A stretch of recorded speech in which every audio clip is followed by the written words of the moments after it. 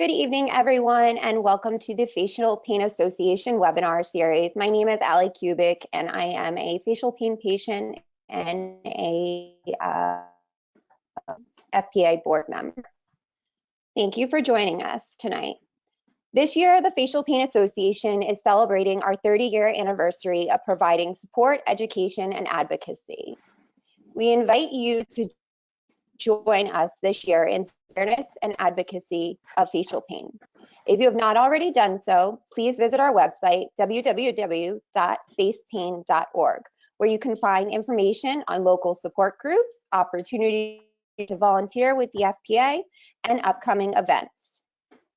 Please also consider making a donation to the FPA to help us continue to provide valuable programs and services. For a donation of $50 or more, you will receive our quarterly newsletter, our newswire emails containing the latest medical articles and other relevant topics, announcements about upcoming conferences and events. You can make your gift at our website, www.facepain.org, or contact the local office at 1-800-923-3608. During tonight's webinar, Dr. Jeffrey Brown will interview Ansari about medical causes of neuropathic facial pain. Dr. Ansari is Associate Clinical Professor of Neuroscience and a Director of the Headache and Facial Pain Clinics at the University of California, San Diego. He attended medical school and did his internship in West Azerbaijan province, Iran. Then completed a neurology residency at the University of West Virginia, and a one-year fellowship in the headache and facial pain at the Mayo Clinic. In 2015, he came to UCSD from Akron, Ohio, where he'd previously been director of a headache center at the medical school. Dr. Jeffrey Brown, who will be interviewing Dr. Ansari, is Assistant Clinical Professor of Neurosurgery at New York University and based at NYU Winthrop University Hospital in Long Island. Dr. Brown is also Chair of the Facial Pain Association's Medical Advisory Board. So good evening. Tonight's webinar, thank you.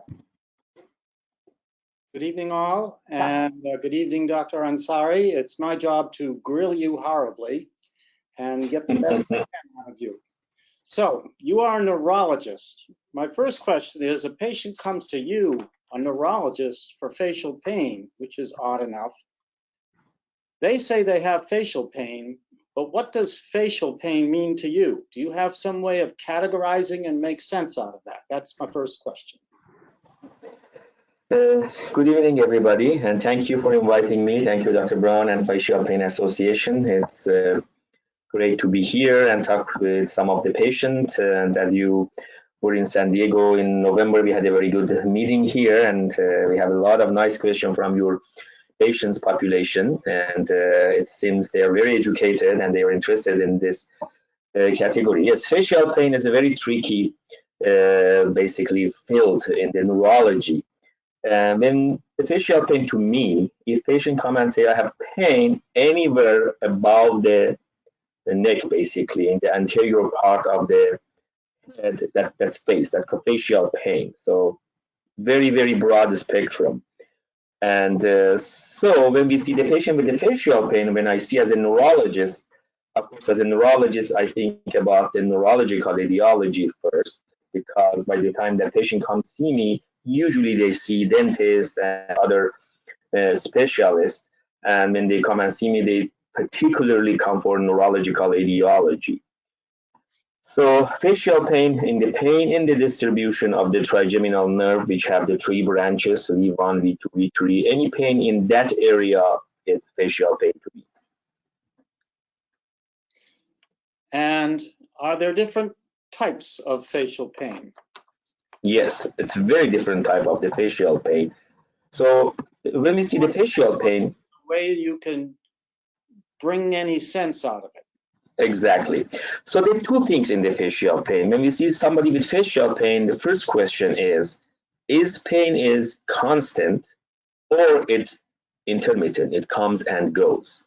That is the first question, which is very important question to know if the patient has continuous pain in the face or the pain comes and goes. And then if the patient is constant, we work differently, we think differently. If the pain is intermittent, that means come and go, then they come to another question. If the episode of come and go is short or long, is it seconds, minutes, or hours every time the patient gets facial pain? And how long the pain-free episode between each intermittent episode of the facial pain? Because that also take us to the different category of the facial pain in terms of the diagnosis. So constant versus intermittent. If it's intermittent, duration is important, which we divided to seconds, minutes, or hours to be simple for the patient. So patient needs to pay attention before see the physician. They need to know answer to this question, because a lot of time when we ask and we see the patient, they cannot clear the duration. They say, yeah, patient pain come and go, but they cannot tell, is it really minutes or hours? That is important for us in terms of the differential diagnosis. So, and what was your next question? Sorry, this is in terms of... Take it this way. So what is your initial evaluation scheme when you see someone who comes to your office for the first time? How do you go about your evaluation? You said constant or intermittent. Now what? Now what? Okay, now it depends on, again, the answer of the patient. So patients say pain is constant.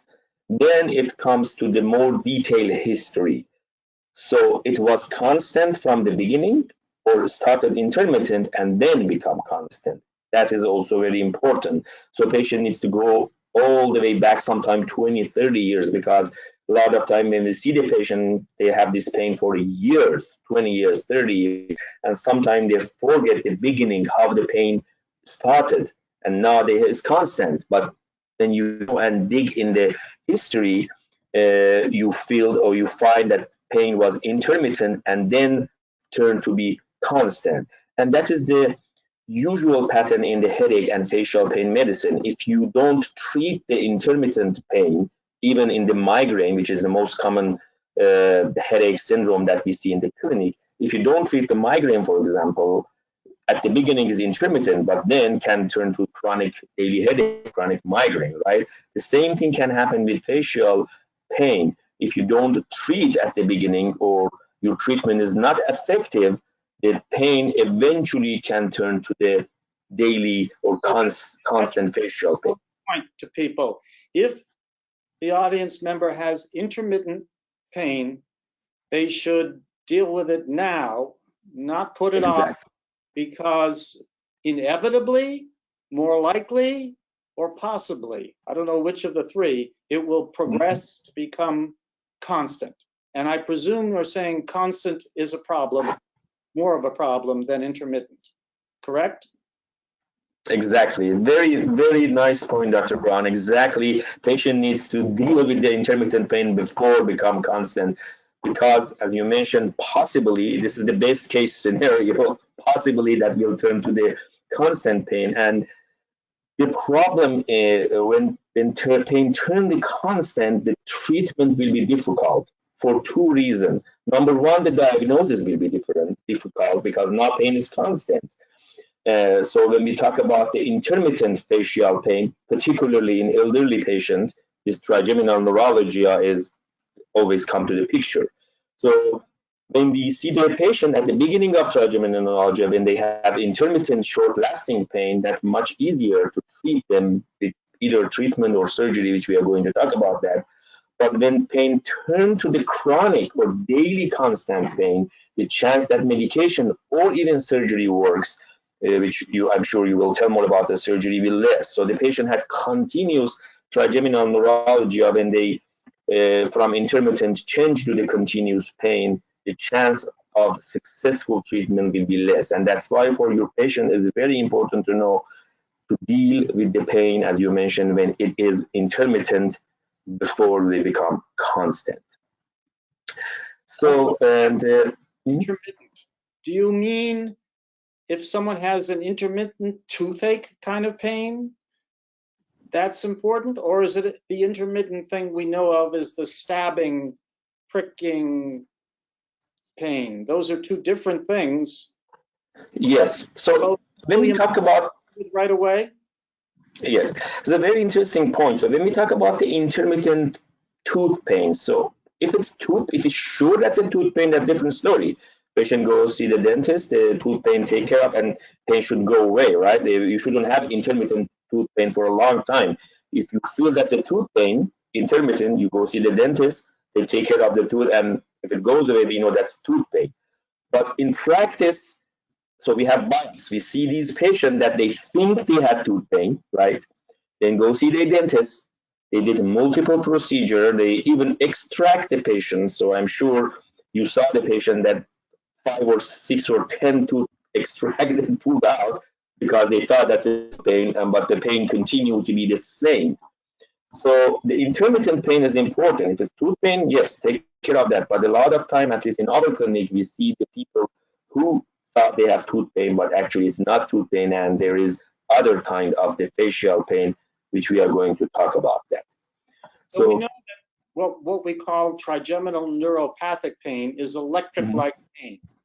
Let me just ask, if someone has electric-like pain, can they have electric-like pain and aching pain, which is not what we usually describe as neuropathic? Can they have both at once, or one? Yes, yes. Be a mixture. It doesn't have to be one and not the other. Can you have an aching pain with the stabbing? Yes, you can have all three combination. You can have aching pain without intermittent jabbing or electric shock pain. You can have together. So usually what we see in practice, the people who had multiple dental procedure, the pain might started with just aching pain or dull pain, toothache pain, and then they have all of this manipulation. So what happened during a lot of manipulation in the tooth, in a small dental or oral cavity, when they do too much manipulation, sometimes they can hit the terminal branches of trigeminal nerve, which is in the face. And that damage to the terminal branches of trigeminal nerve cause those jabbing, jolting, electric shock pain. So that means now patient had that constant pain that had from the beginning, or dull pain, toothache, or pressure. They describe different terminology patient. And on top of that, they get these intermittent jabbing, jolting, electric shock pain, which we called neuralgia in the neurology. You call trigeminal neuropathic pain. I think both is good terminology.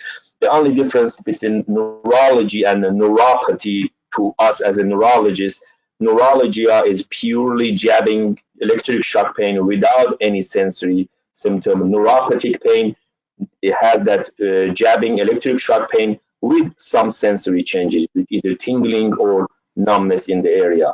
So that is the difference between neuralgia and neuropathy from a neurologist standpoint.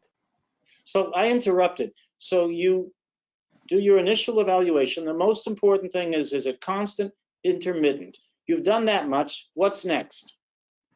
Okay, what's next? It depends on the patient answer. So if it's constant, we go back to the beginning. It's constant from the beginning, or no. Then we take the detailed history about the pain. What kind of pain it is? That is very important.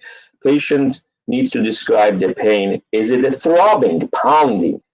This is totally different. When we talk about the throbbing, pulsating, pounding quality pain, that is usually happen because of some sort of vascular changes. So dilatation of the blood vessel or something that causes that pounding quality. And the most common reason for pounding, throbbing, pulsating quality pain is the migraine. So it's very common for the patient that I see in my clinic with facial pain, the final diagnosis is migraine. This is not uncommon because migraine is activation, the pathophysiology of migraine is activation of trigeminal system. So trigeminal system in the face, if you have activation in the trigeminal system, you can have face pain. And since migraine is 60% of the time is unilateral in one side, patient come with one-sided throbbing facial pain or even teeth pain because trigeminal go to the teeth in one side and that could be migraine if patient had the throbbing quality plus some associated symptom, including nausea and or vomiting or light and noise sensitivity. So I cannot tell. You're saying there's an entity as facial migraines. Facial migraines. We call, I mean, we can call it whatever we call. We don't call facial migraine, we just call migraine, because migraine is activation. Manifested in the face. As a face pain, exactly. And this is extremely common. I mean, it's way more than that you can think, and it's very interesting. I see the patient that come and have facial pain, and they were told that they have trigeminal neuralgia or trigeminal neuropathic pain. But when you take the history, patient clearly say, I have light and noise sensitivity. I think you agree that we don't have any trigeminal neuropathic pain that can cause light or noise sensitivity. Light noise sensitivity is completely central process.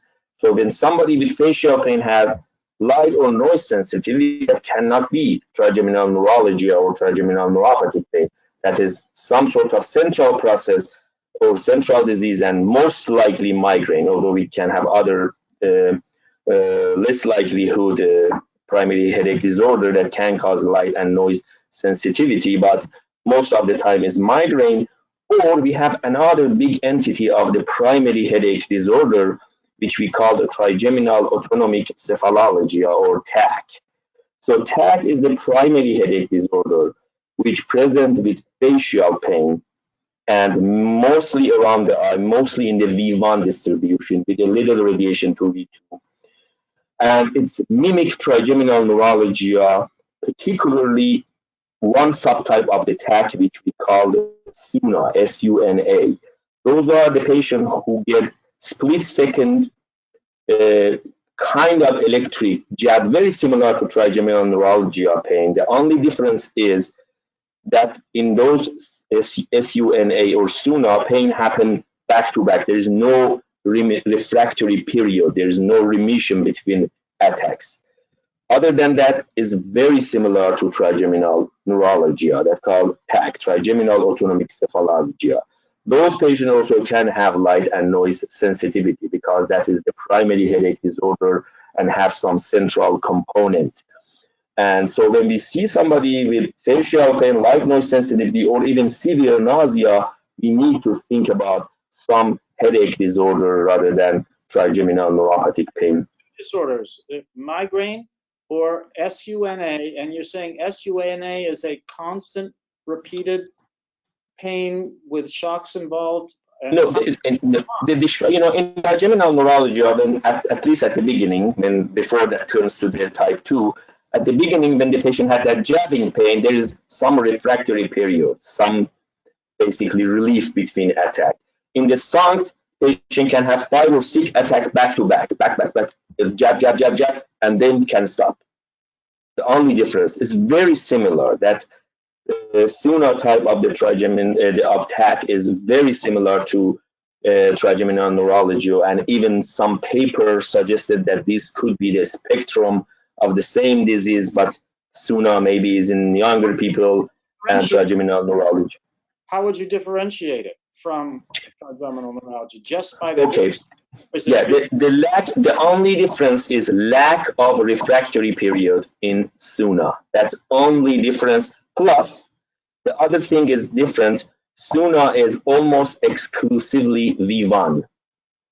Trigeminal neuralgia are less likely to be exclusively V1, and that when I teach the resident, one of the red flag or yellow flag that we teach say, if patient with trigeminal neuralgia has a pure V1 distribution, that is red flag. We need to think about some other possibility, and I think you agree that pure V1 trigeminal neuralgia is not very common. Is that correct? It's less common. Yes, and even at least in our literature, it's less than 4%. But I probably see 1 or 2 cases in my entire life with pure V1. It's to me is extremely uncommon. I don't think it's even 4%, but in our literature, say maybe 4%. Okay, so I interrupted again. Sorry. So history.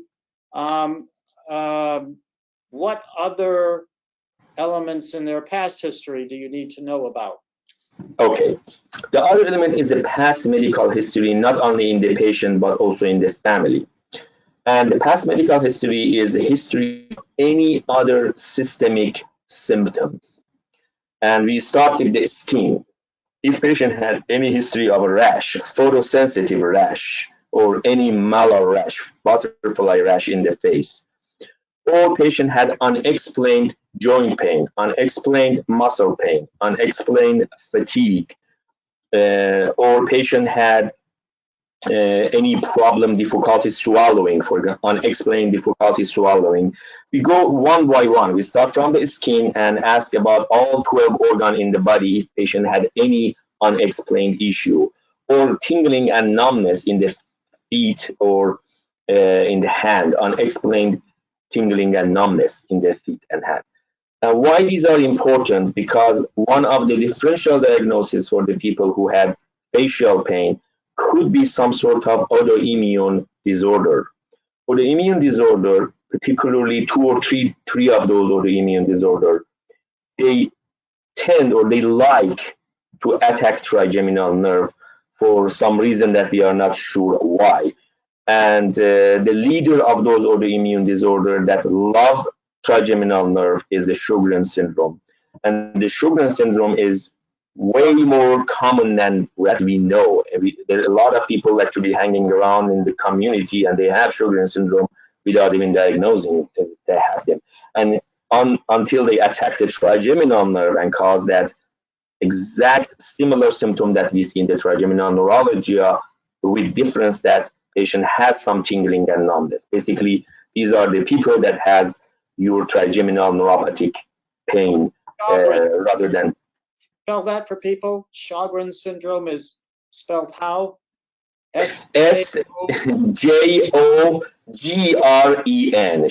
Sjogren. That's a German. Define Sjogren's. It's a syndrome, so it's not easily defined. Could you describe? Yes. The typical Sjogren syndrome is one of the autoimmune disorders. So everybody knows about the lupus as a leader of the autoimmune disorder. And lupus also can involve the facial nerve, but less likely. Lupus usually causes headache rather than facial pain. But Sjogren is one of the autoimmune disorder, which it seems more even common than lupus, but less known, because a lot of times symptom of Sjogren is minimal. Patient just have dry mouth, dry eye, and some fatigue, some joint pain, muscle pain, with a lot of non-specific symptoms which people doesn't pay attention. Or even if they pay attention and tell their physician, they don't take it very seriously. But if you go to the ophthalmology clinic, you see how many patients getting this dry eye and getting treatment for dry eye. Why it's too common? I mean, it's way, way common. So if you go and look at those people, some percentage might have Sjogren. Or dry mouth is a very common symptom. We hear all the time from the patient, and a lot of time we don't take it serious. So the most common presentation of Sjogren syndrome is dry eye, dry mouth, and non-specific fatigue and joint pain. But this Sjogren syndrome can attack any organ in the body. Can attack the kidney, can attack the liver, any. It's a systemic disorder like lupus. But in the nervous system, Sjogren loves trigeminal nerve. They attack trigeminal nerve and cause inflammation in the trigeminal nerve, which cause the trigeminal neuropathic pain. And these are the people that present with facial pain, and these are usually in a younger, basically age group compared to classical trigeminal neuralgia, which we used to call grandma's disease. I mean anyone less than 70 years old nowadays, but define young for me. Young in literature or in other things we call 50 and low. Anybody below 50 is we need to consider other radiology, but in textbook usually they use 40 as a cutoff, but in my thing is a 50. You're saying the diagnosis is clinical. It's made strictly by the description of the patient, or are there some specific tests that Yes. order now? Yes, for Sjogren, we have some blood work, serology work, like the same thing that we have for lupus. But the problem with the blood work, for all of the autoimmune disease is not 100%. For example, in Sjogren, blood work that we order, it's called SSA, SSB, that is a certain blood work, that's positive in about 60% of the patients with Sjogren. So that means 40% of the people with Sjogren will have negative blood work tests. For those people, if we have high suspicion, we can order a simple minor salivary gland biopsy or lip biopsy. That's a biopsy that they do from the lip. It took 5 minutes and it's a very simple procedure and with local anesthetic. And we send that one for pathology. And with that, we can diagnose the migraine with about 90-95% specificity. Well, who does this kind of biopsy? What kind of a physician does this? Any surgeon can do it. For example, here in UCSD, I use two of my ENT physicians. They do. When I was in Ohio, in East Coast, a general surgeon used to do it for me. And also dentists can do it sometimes. When this biopsy returns, what is the pathologist looking for to make the diagnosis?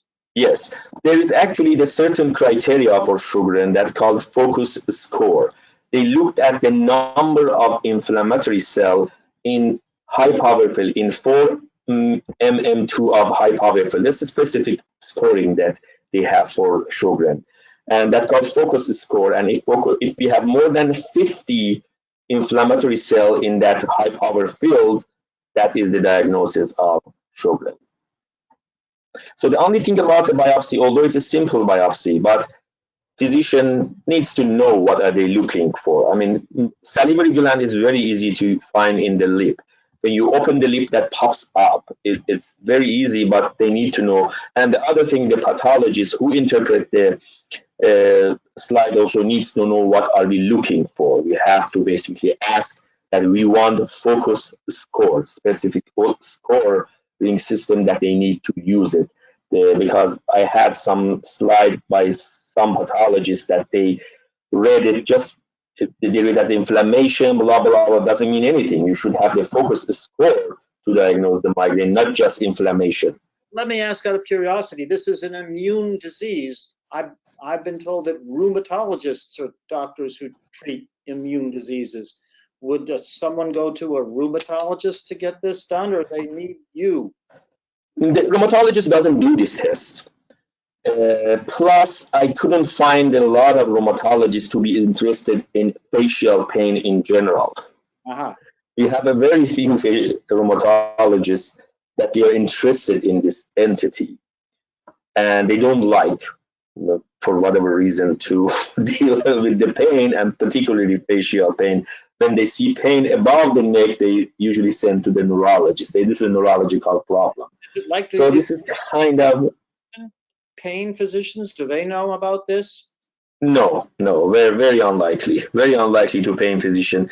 So the pain physician, majority of the pain physician are anesthesiologists. So they are usually do procedures. So we map for them and they do procedure for us. They usually don't do too much diagnostic thing. Let me say, okay, they're lucky enough to have found you. They've gotten their biopsy. It's abnormal. Now what? Okay, so that is the very tricky question for multiple reasons. First of all, we really don't know the reason for trigeminal pain in Sjogren or autoimmune disorder is inflammation of the nerve or vasculitis. That means inflammation of the vessel which innervate the nerve. Okay, so both of them can give the similar pain. I personally think it's vasculitis type, but we don't know yet. This is something that I am working on that. I'm working with basically leading Sjogren rheumatologist in the world, who is Dr. Fox in San Diego. I'm fortunate enough to talk to him or have meeting with him. So we are working in this, why this pain happened and why in one side. So that is another. If it's systemic disease, you expect to have both sides, but you see in one side. And that's why we think it's more vasculitis or attack to the blood vessel that innervate the nerve, and that's why we have the problem. Then we have two different approach in the patient who had Sjogren or autoimmune related facial pain. One is go with the traditional treatment, like you treat exactly the same way that you treat the other trigeminal neuropathic pain, including trigeminal neuralgia. You can use medication like sodium channel blocker, carbamazepine, or medication like gabapentin, which works slightly better in these people compared to trigeminal neuralgia patients. Or you can go ahead and treat the Sjogren with what we call disease modifying agent. So this is a little the medication that we use infusion, different kind of monoclonal antibody, which we call disease modifying drug, the medication that's specifically made for basically Sjogren or other autoimmune disorder. So this is a little difficult because you need to have some rheumatologists involved here, and a lot of rheumatologists, as I mentioned, when the symptom is purely facial pain and no other symptom, they don't like to go to those medications. Those medications are expensive, need infusions to it. But I have the patients that I'm treating with those antibodies. Oh, I cannot tell. Your first step, that calcium channel blockers. Tell me what calcium channel blockers are used and how they would work to help inflammatory pain from Sjogren. Yes. So we use sodium and calcium channel blocker. Sodium channel blocker is old anti-epileptic medication like carbamazepine, or even before that, phenytoin. These are the medication that works on the sodium channel and basically block firing of the nerve, and that works in the most of the neuropathic pain. We have calcium channel blocker like gabapentin or pregabalin or Lyrica. These are worked through the certain kind of calcium channel which involved in the pain process in neuropathic pain. And there is actually some other medication is under investigation through the calcium channel, might be available next year, I'm not sure, we'll see, to work through that channel more specific for the pain. And so those are also medication that's used for neuropathic or neurologic pain. So sodium blocker and calcium blocker. Sodium blocker, carbamazepine, oxcarbazepine. The cause is totally different, but the treatment is the same, as if they had trigeminal neuralgia. So they go through this long diagnostic evaluation, but the treatment is the same, with anticonvulsant medications as the first choice. Yes, treatment is the same except two basically difference, two major difference actually. One is in the patient with autoimmune trigeminal pain, we never consider surgery. Although in real world we see a lot of patients that went under surgery, and of course it was not successful. That's very important because you are avoiding craniotomy basically in the patient. That is important.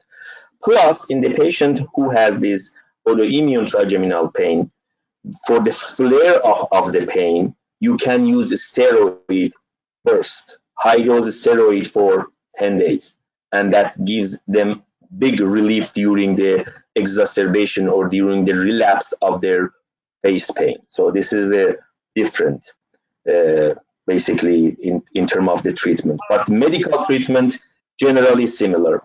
As a kind of diagnostic challenge, if you believe the patient might have Sjogren syndrome, rather than do the biopsy right away, you could give them a challenge of steroids? That's a non-scientific, but yes, we can do, and I shouldn't say, but I do sometimes, yes, and that helps. Okay, but now this is a completely non-scientific approach. As a neurosurgeon, let's suppose that the patient does have evidence of a vascular compression of their nerve, and they have constant pain, and they have a dry mouth and dry eye. Which comes first in terms of?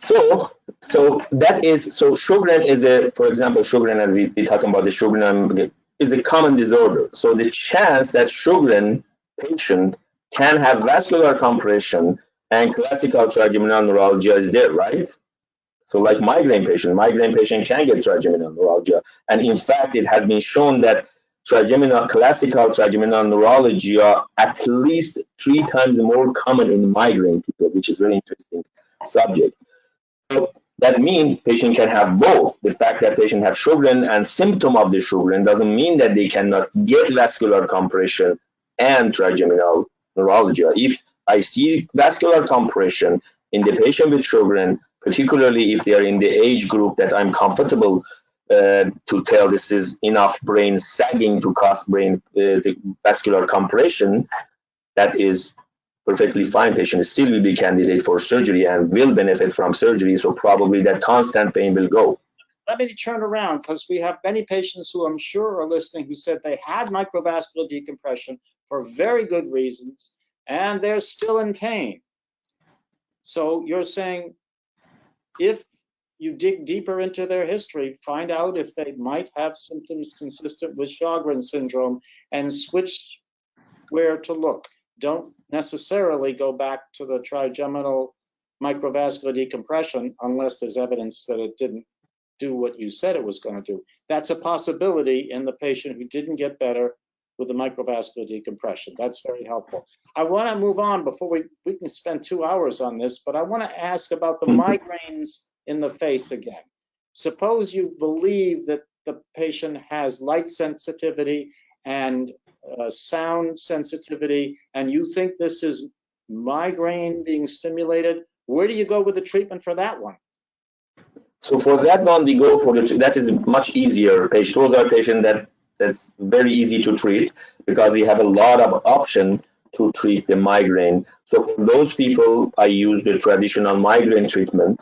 We use a abortive treatment with triptan usually, sumatriptan, rizatriptan, and also since these are the people that usually have continuous pain or more prolonged pain, patient needs to be on preventive treatment also.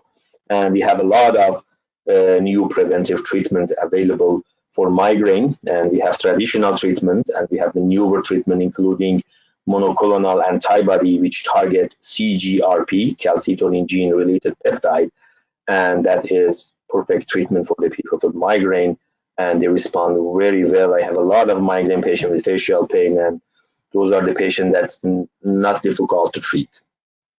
And again, that's for a patient with intermittent pain, facial pain.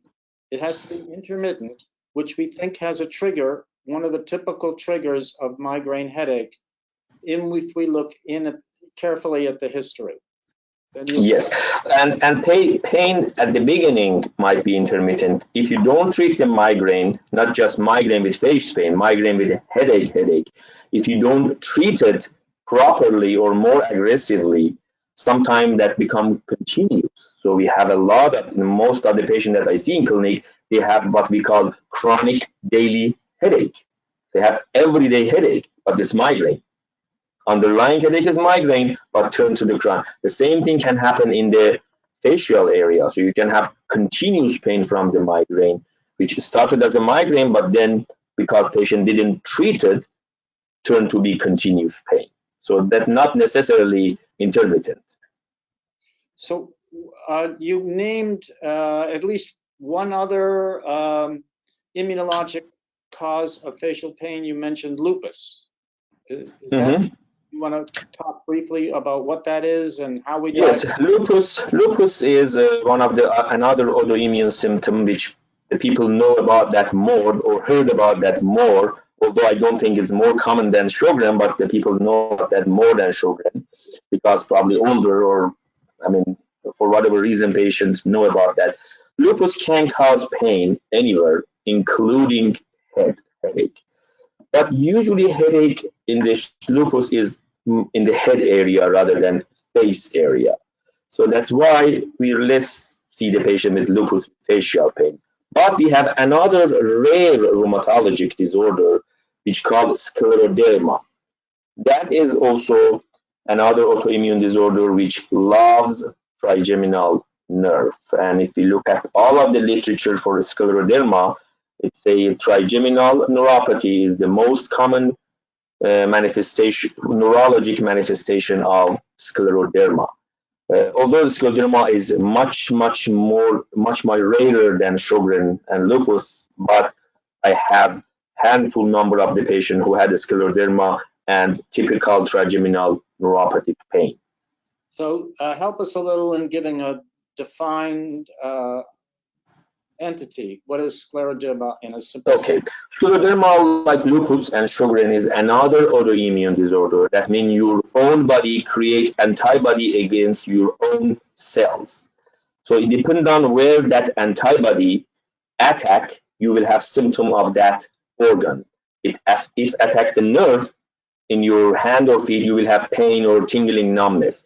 If attack the muscle, patient will get muscle pain. If attack the trigeminal nerve, patient will get the face pain.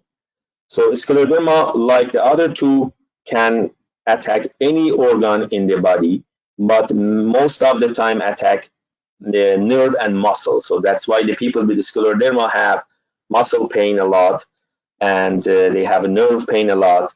And the other organ which is very important in scleroderma, two organ is very important. One is skin. Skin involve very common in the scleroderma, and the other organ is the GI system. Patient have this swallowing problem in the scleroderma. swallowing. Swallowing problem. And these are the two other organs that scleroderma likes to involve more. But in general, all of these autoimmune disorder is antibody attack some part in the body. So if that trigeminal nerve, you will have the face pain. And we have a lot of other less common autoimmune disorder that can attack the trigeminal nerve.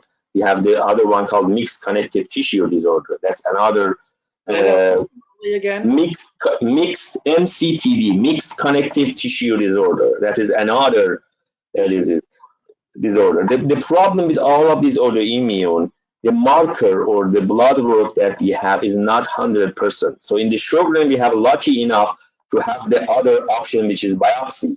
But in the scleroderma, we don't have that. If the blood work is negative, really you don't have any other choice to diagnosis. That is, or even in mixed connective tissue disorder. Sorry? No biopsy for No biopsy, no, because the reason in the Sjogren that we have biopsy, because Sjogren almost always involves salivary gland. Is the first place in the body that attack is the salivary gland, and that's why we have lucky to have biopsy. But scleroderma don't have any prediction anywhere, so it can attack anywhere.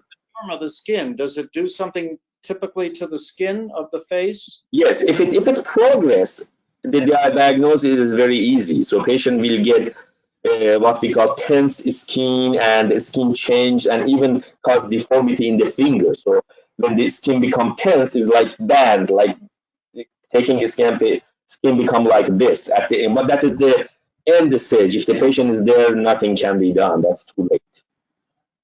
I don't want to know about nothing can be done stage. Sorry. What mixed connective tissue disorder is differentiated how from scleroderma? Differentiated in terms of, so first of all, mixed connective tissue disorder doesn't cause that skin changes that we see in scleroderma. Usually doesn't affect the GI system, and but rest of the things could be similar. Again, all of these autoimmune disorders have big overlap, and actually there is a entity in rheumatology that's called overlap syndrome. A lot of time patients with one autoimmune disorder have second one also. And those are the people that call overlap syndrome. It's very, very common. When patient has one autoimmune, the chance to have the second one is higher, and the chance to have third one even higher. Those are the people that call overlap syndrome. Patient can have lupus and Sjogren. It's extremely common overlap. And in fact, I don't know how many patients that have Sjogren and lupus together. Or lupus and rheumatoid arthritis. It's another very common overlap rheumatologic disorder. And these have, again, the big overlap between these. The only difference is the serologic marker or blood work for each one of those is different. So for lupus, we have their own marker. For scleroderma, we have own marker. For rheumatoid arthritis, we have their own blood test. And for mixed connective tissue, we have their own blood work. If it's positive, that's easy. But if it's negative, that's where the challenge comes. So if someone you believe does have scleroderma, are we back to that's the diagnosis, but the treatment is the same? Exactly. The treatment is the same, but the diagnosis is different. Different.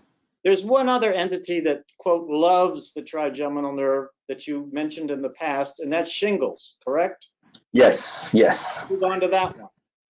Sure. Shingles also, I cannot tell shingle loves trigeminal nerve because actually, fortunately, the ophthalmic shingles or shingles in the face is definitely less common than shingles in the body. So we see more shingles in the thoracic and in the chest area than face. But definitely shingles or virus of the shingles, which called VZV, is one of the virus that can attack the trigeminal nerve. And the tricky part of the shingles or this virus, yes, if you have the shingles and have the typical blistered vesicles in the skin, that's easy to diagnose.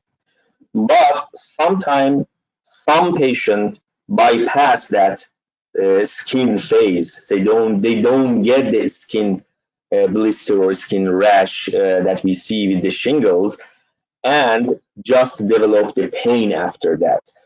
In general, the pain. Have the diagnosis of shingles or post-herpetic neuralgia without ever presenting with the typical features of blisters. Yes, that can be. How are you going to make the diagnosis if they never had the symptoms? It is very difficult, and just based on the history. So these are the people that usually had history of shingles somewhere else. If you dig in, the 10 years ago they have shingle in thoracic area. They usually have, you should have some sort of history of shingles, because the blood work is not very helpful. Because if the patient get the shingles, at some point the blood work will be positive, that serum level of the IgG. So that's why the history is the only thing that we rely on the post-herpetic neuralgia, and that is extremely painful entity of the pain because first of all, the area is in V1, which can affect the eye and the eye pain, and sometimes even numbness or something that can happen in the eye could be very dangerous. But in summary, there is no test that we can diagnose post-herpetic neuralgia if they don't have that skin manifestation phase. Am I going to get back to, okay, it's a different diagnosis, but the treatment is the same again? It's medical treatment? Yes, treatment the same. The only difference in post-herpetic neuralgia, that calcium channel blocker, which is pregabalin or Lyrica, has FDA approval for that condition. That is one thing. For post-herpetic neuralgia. Yes, we use for other trigeminal neuropathic pain also, but for post-herpetic neuralgia, Lyrica or pregabalin has FDA approval. That means we won't have any problem getting through the insurance because Lyrica is a relatively expensive medication. The other thing that to me is different, or at least we are working here in our institution, for post-herpetic neuralgia, the one that cannot tolerate the medication or is resistant to medication, sometimes we use the stimulator, which is our neurosurgeon does it here. We haven't got enough times, but you mentioned neurosurgeons. Let me ask you, with all these diagnoses and all this workup, when would you send a patient to a neurologist? At what point? A neurosurgeon, excuse me. When would you to neurosurgeon or evaluated by a neurosurgeon? At what point? Okay, so beside this post-herpetic neuralgia, which I send for a stimulator if they are medication resistance, the typical patient that I send to the neurosurgeon is the patient who is above 50, have typical trigeminal neuropathic pain or neuralgia, that means have that jabbing, jolting pain, and I do MRI with the specific sequence we do in most of the institution, and I see the compression of the vessel. That means I see, not radiologist. If I see the compression in the trigeminal area, trigeminal entry zone, that I see the vessel, either artery or sometime a vein, compress in the nerve. That means nerve deviated or nerve misshaped, basically. That is the patient that I insist to go see the neurosurgeon and have the surgery. In my opinion, the treatment of choice. You actually look at the images. Very often Yes. the radiologist may have looked at them and not seen or understood what they saw. Yes, they underread or overread both seen, exactly, because they are radiologists, they are not clinician, of course. They don't know what are we looking and why we are looking for this. And so we see a lot of time that radiologists report, oh, there's a vessel there and there's contacting, so contacting doesn't mean anything to us. Or, as you mentioned, sometimes radiologist doesn't see it. Contacting doesn't mean anything to you. Because we know the contacting of the vessel in the trigeminal entry zone is very, very common. So in different cadaver study that if you, I don't know in new literature, but we look at our literature, even it reported up to 60–70% of the people in the cadaver can have the contact of the vessel in the trigeminal area. So the vessel is there. Of course, it might contact the trigeminal entry zone, but if it's not compressing, that means if there's not causing any damage to the myelin sheet or basically sheet of the nerve. How do you know that it's not causing any damage to the myelin sheath? So in the MRI, if there is no misshape of the nerve or there is no distortion, or if the route of the nerve is not deviated, we know that's just simple contact and not compression. I'm not going to push you on that one, but let me say, what if you see contact of the nerve, they have intermittent pain, they don't have deviation, and they get better with an anticonvulsant medication? So these are the people that, very good question. These are the people that actually have this kind of patient. These are the people that almost always, if you do MRI 10 years from now, you will have the deviation or change it. That means these are the people that just started their trigeminal neuralgia. That means myelin started to damage, but it's not enough to use see in our MRI now. Maybe 5 years from now, we have better MRI. We can detect that small changes, but now we don't. Trigeminal neuropathic pain or trigeminal neuralgia is a progressive disease. Yes. Good. I agree with that. I promised people that we would answer some questions. There are a couple of questions that were submitted before. One of them might be in your ballywick, so to speak. There's a woman who's developed constant pulsing eye pain after cataract surgery and wants to know what to do about that because no physician seems to be able to help. So yeah, those kind of pain, actually, I had those kind of a patient that can happen. Those are the people that probably have some damage to the terminal branches of the ophthalmic artery which innervate the nerve. That can happen during the cataract, or even I have after LASIK surgery in few patients that have the similar pain. So we basically treat those people like any other trigeminal neuropathic pain because we know this is most likely damage to the terminal branches of the nerve. Okay. A patient is asking about their recurrent trigeminal neuropathic pain years, say 5 years after a successful microvascular decompression. Where do you go from there? Why would that happen? What would you do if you saw such a patient? So in those patients, of course, I will look at if we have the available MRI before surgery, I would like to see that, to see if how bad was the compression or contact. Then we do another MRI now, because this is probably in your era more, because you know sometimes the sling or the Teflon patch that sometimes they put that can basically cause some tissue problem there and damage and new damage. So we have to make sure there is no surgical failure from the previous surgery happened. And but any surgery can have a failure. As a surgeon, you should know whether any surgery can have failure. And so that could be the reason for this failure. Could be patient had really trigeminal neuralgia, had good surgery, but now for whatever reason the scar tissue or Teflon change, or some people actually have, we have actually 2 or 3 patients that have reaction to the Teflon. And that's why a lot of our neurosurgeons now, they don't even use the Teflon. I don't know about you, they use the slingers because they saw that reaction to the Teflon. Complexity here, but I agree it's possible to have recurrence, and that if that happens, one should get another Fiesta or CISS scan and review it carefully. By the way, that would require gadolinium, which has some controversy now, but that's the one situation where I would recommend to use the gadolinium. You don't need to use the gadolinium in a routine Fiesta or CIS study because there's some question about the effect of gadolinium. Ali, if you're there, are there questions that you have that we can throw in? Sure, we only have a few moments, but is age a factor with autoimmune diseases and facial pain? Yes, that is a very good question. The autoimmune disorder tends to happen in younger age, in 30, 40. So those are the people, and usually female. So autoimmune disorder is more common in the female, and also trigeminal neuralgia are more common in female anyway. But yes, age is an important factor for autoimmune disorder.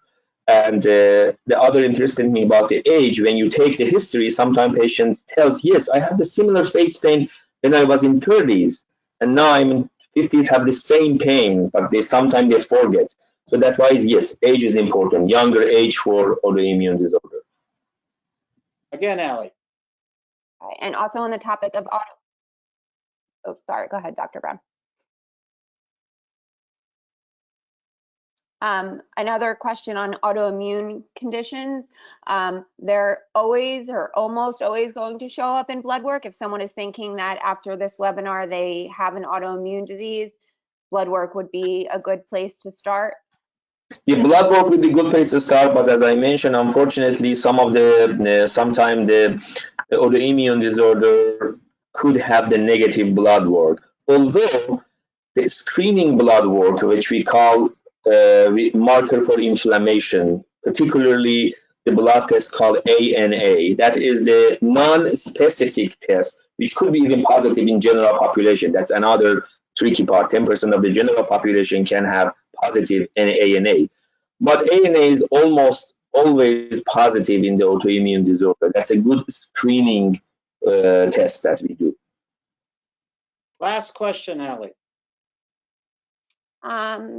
It's going back to the facial sensitivity with light and sound.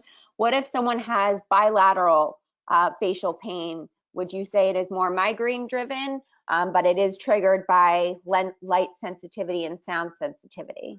Yeah, that is a classic migraine. So now you have light noise sensitivity and your pain shift in both sides. So migraine, 60% of the time migraine is unilateral, 40% is both sides. So if you have a bilateral facial pain with light noise sensitivity, it's 99% is migraine without seeing the patient. I'd like to say that in the next webinar that we're going to do, we're going to have Dr. Derek Steinbacher, a plastic surgeon, a dentist, and a maxillofacial surgeon, talk a bit more about surgical treatment of migraine with decompression of peripheral branches of the trigeminal nerve, something I'm not familiar with, but I think this migraine question has ongoing interest to everyone, and we'll talk about it some more in another month or so. I'd like to thank Dr. Ansari. I feel like I've become educated. I hope all you have, and I'll turn it back to you, Ali, to finish up. Sure. Again, just to save the dates for our next two webinars, we have one on March 15th and we have one on April 15th. So you can put that on your calendars. And thank you everyone for joining. Please feel free to contact us at any time at info@tna-support.org with any questions or comments. And we will send you an email with when the webinar is available for you to view on our website. Thank you, everyone.